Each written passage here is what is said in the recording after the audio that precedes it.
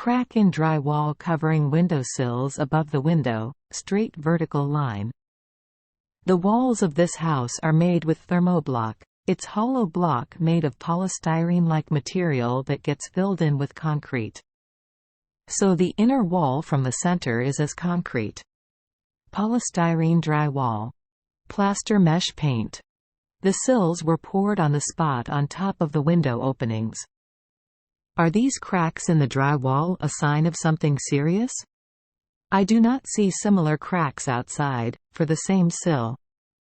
The outside is concrete. Polystyrene. Plaster with mesh. Decorative stucco. What would be the best way to hide these cracks? Question from user Dry ice cream with chocolate at Stack Exchange. Answer. This is the typical spot where cracks show when a house is settling. They are caused by the shearing force of the square wall now converting into a parallelogram. All houses settle, so if your house is new and the cracks do not widen or continue to appear around door and window frames, all is good. Just repair the cracks with typical drywall repair techniques, e.g. taping mesh, drywall compound, feather, sand, prime, paint. Answer from user Cheery at Stack Exchange.